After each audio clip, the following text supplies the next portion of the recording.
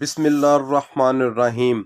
الحمدللہ رب العالمین والصلاة والسلام علی سید الانبیاء والمرسلین۔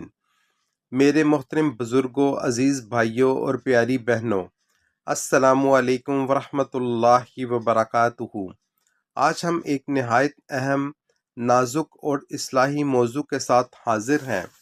وہ عبادت جسے اللہ تعالیٰ نے تقوی کا راستہ قرار دیا، وہ عمل جس میں بھوک بھی عبادت بن جاتی ہے اور پیاس بھی قرب الہی کا ذریعہ بن جاتی ہے، وہ ہے روزہ۔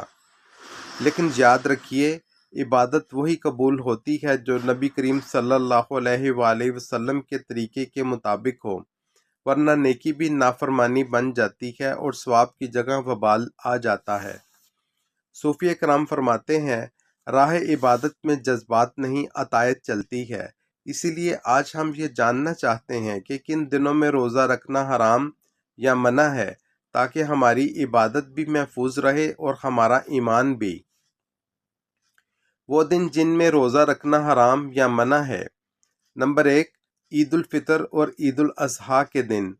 نبی کریم صلی اللہ علیہ وآلہ وسلم نے صاف ارشاد فرمایا کہ ان دونوں دنوں میں روزہ رکھنا حرام ہے۔ یہ دن اللہ کی نعمتوں پر شکر، خوشی اور وسعت کے دن ہیں، نہ کہ بھوک اور امساک کے۔ نمبر 2، ایام تشریق 11، 12، 13 ذوالحجہ کے دن۔ یہ دن کھانے پینے اور اللہ کا ذکر کرنے کے ہیں۔ ان دنوں میں روزہ رکھنا منع ہے، سوائے اس حاجی کے جو قربانی نہ کر سکے۔ نمبر 3، نصف شعبان کے بعد بغیر عادت کے روزے۔ جو شخص عادی روزہ دار نہیں، اس کے لیے نصف شعبان کے بعد روزے رکھنا منع فرمایا گیا ہے، تاکہ رمضان کی تیاری شریعت کے خلاف نہ ہو۔ نمبر 4، شعبان کے آخری دن استقبال رمضان کے طور پر روزہ رکھنا، یعنی صرف اس نیت سے کہ رمضان آنے والا ہے۔ یہ عمل نبی کریم صلی اللہ علیہ وآلہ وسلم نے ناپسند فرمایا، کیونکہ یہ حد بندی سے تجاوز ہے۔ نمبر 5، ہمیشہ روزہ رکھنا۔ نبی کریم صلی اللہ علیہ وآلہ وسلم نے فرمایا، جس نے ہمیشہ روزہ رکھا اس نے نہ روزہ رکھا نہ افطار کیا، یعنی یہ عمل شریعت کے مزاج کے خلاف ہے۔ نمبر 6، صرف جمعہ کا اکیلا روزہ رکھنا۔ جمعہ کو خاص دن سمجھ کر اکیلا روزہ رکھنا منع ہے۔ ہاں، اگر جمعرات یا ہفتہ ساتھ ملا لیا جائے تو اجازت ہے۔ نمبر 7، صرف ہفتے کا اکیلا روزہ رکھنا بلا سبب ہفتے کے دن کو خاص کرنا بھی ناپسندیدہ ہے۔ نمبر 8، مشکوک دن کا روزہ، یعنی 29 شعبان کو شک کی بنیاد پر روزہ رکھنا کہ شاید رمضان ہو، یہ شریعت میں منع ہے۔ نمبر 9، روزے میں وصال کرنا۔ وصال کا مطلب یہ ہے کہ آدمی مسلسل 2 یا زیادہ دن افطار اور سحری کے بغیر روزہ رکھے۔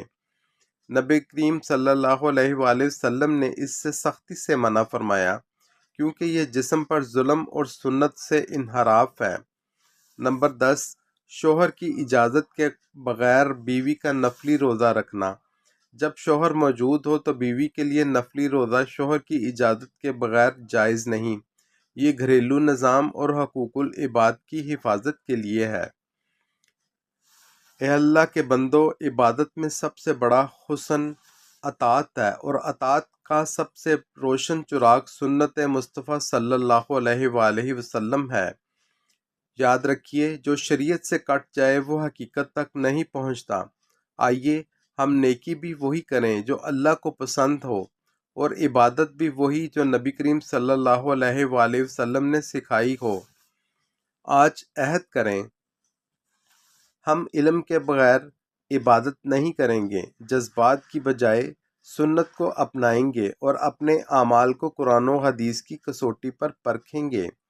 اگر یہ باتیں آپ کے دل کو لگی ہوں، اگر آپ چاہتے ہیں کہ دین سادہ، صحیح اور سنت کے مطابق سمجھ میں آئے، تو اس چینل کو فالو کریں، ویڈیو کو لائک کریں اور دوسروں تک بھی پہنچائیں۔